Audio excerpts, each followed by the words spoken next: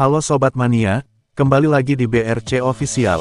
Ada kabar menarik nih mengenai perjalanan PSM Makassar di musim 2024-2025 tidaklah mudah. Selain harus bersaing di Liga 1, tim Juku Eja juga berjuang di ASEAN Club Championship (ACC).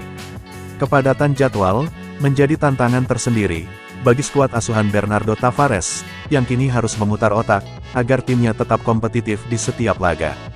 Pelatih asal Portugal itu mengungkapkan keluhannya mengenai waktu pemulihan pemain yang sangat terbatas. "Saya harus mengganti mereka karena cedera. Fokus kami sekarang adalah recovery dan menyiapkan pemain untuk pertandingan berikutnya. Sayangnya, kami tidak punya waktu cukup untuk itu," ujar Tavares.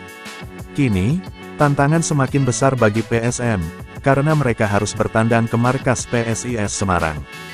Dalam lanjutan pekan ke-23, Liga 1 2024-2025, pada Minggu, tanggal 16 Februari tahun 2025 di Stadion Jatidiri.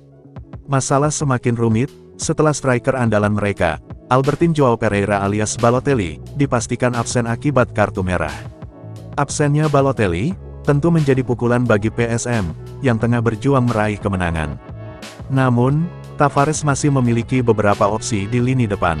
Muhammad Arham Darmawan bisa menjadi pilihan utama, setelah beberapa kali tampil sebagai pemain pengganti di Liga 1 dan ACC.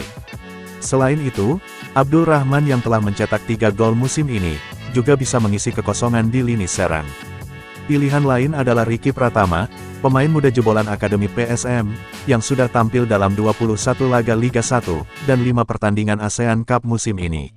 Dengan berbagai opsi yang ada, Tavares harus menemukan strategi terbaik, agar PSM tetap kompetitif di laga krusial ini. Nah itu dia sobat untuk update kabar hari ini. Bagaimana pendapat kalian sobat?